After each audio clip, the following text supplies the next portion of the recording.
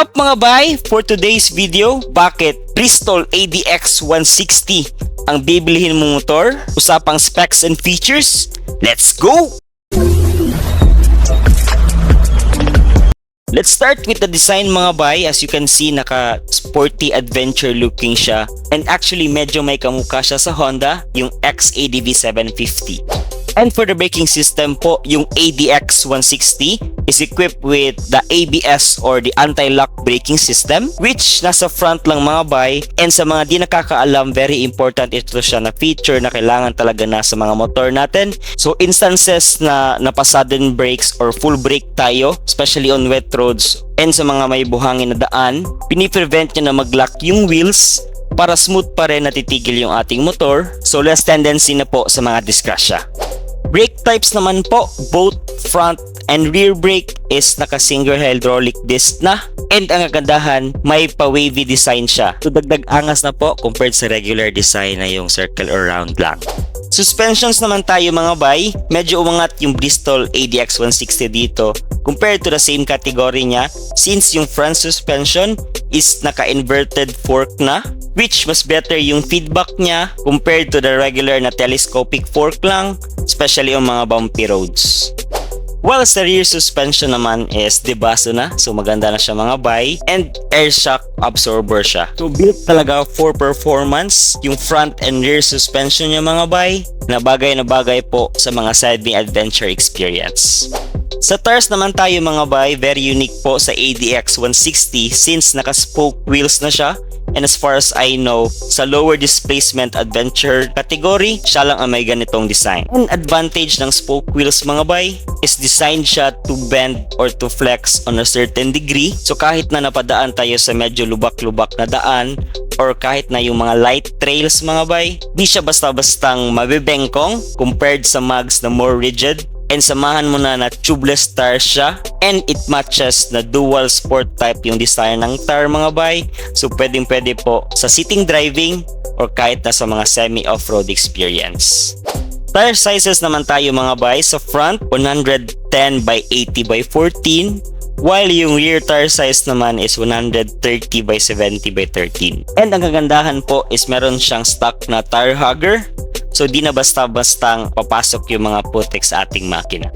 Let's go sa fuel system naman po. Naka PGM-FI na siya or fuel injected na yung kanyang fuel system. So matipid na siya sa gasolina mga bay, and according to Bristol, yung average fuel consumption niya is naglalaro around 43 kilometers per liter. So napakaliit na mga bay, especially in this category. Samahan mo na ng fuel tank capacity na 11 liters.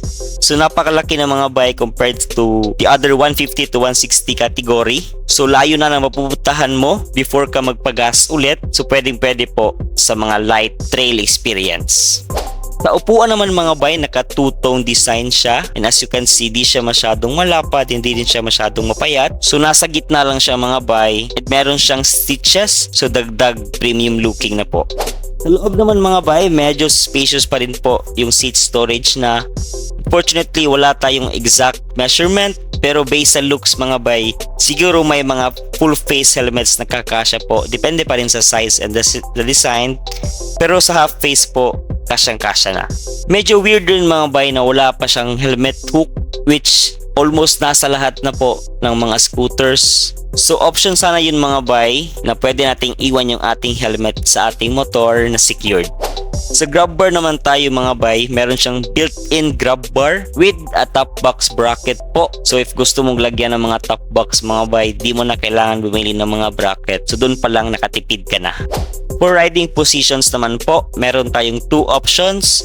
Merong upright position and cruising style position. So iwas ngalay na po sa malalayong biyahe since pwede lang natin i-extend yung ating paa. For the seat height naman mga bay, meron siyang 790mm. So above average na siya mga bay, not so Pinoy friendly po. Siguro sa mga 5'2 to 5'4 na height, naka-tiptoe na talaga. For the ground clearance naman po, wala pa tayong exact na measurement, pero based po sa eye test, medyo mataas siya mga bay. So di na basta-bastang tatama sa mga humps sa Pinas.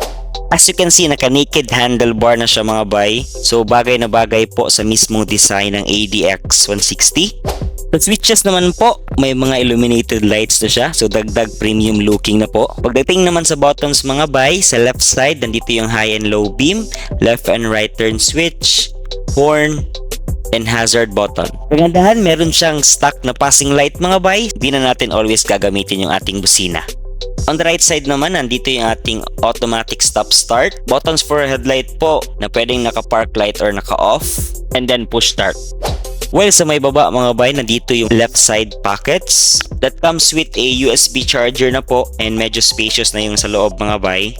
While on the right naman po, wala siyang pocket and makikita natin yung kanyang keyless system which may illuminated light na naman po. And nandito yung ating fuel and seat opener. And ang kagandahan mga bay is kahit nalobat yung ating remote, di tayo mangangamba kasi meron siyang physical key, so may start pa rin natin yung ating motor. Sa harapan naman po, meron tayong adjustable na clear windshield, so medyo mataas yung mga bay. And sa headlights naman po is naka-projector lamp siya mga bay, so medyo malakas na rin siya. And napakaganda ng design po, meron tayong parang eyeline dito mga bay, and yung signal lights. Ito naman po yung kanyang taillights mga bay. Very unique po yung design mga bay, nasa left and right, which is LED na po. And yung signal lights naman is nakaseparate sa taillight. Sa panel gauge naman tayo mga bay, kagandahan po is naka TFT display na. So for now, mga screenshots muna ng display mga bay. Once i-start po, lalabas yung Bristol na logo. And then although fully digital mga bay, meron siyang RPM indicator dito, so almost the same as the analog. And then signs na kailangan natin mga bay: engine check, fuel indicator, temperature check, ABS sensor. And then meron din tayong temperature dito mga bay, speedometer, turn signals, may time. And napaka-astig mga bay is pwede natin makonect yung phone sa mismong panel gauge, which maglalabas siya ng map mga bay. And also merong screen mirroring option po. So kung ano yung ma-access mo sa phone mo is mag-show sa ating panel gauge. Napaka-astig, di ba? For more samples mga bay kung paano i-connect, check nyo si motor ni Juan. The features naman po, let's start with the auto start and stop. So if naka-engage po within 3 to 5 seconds na naka-idle yung ating motor, is mamamatay yung makina for better fuel efficiency. And ititwist lang natin yung throttle, aandar na siya ulit. So di mo na siya kailangang i-start.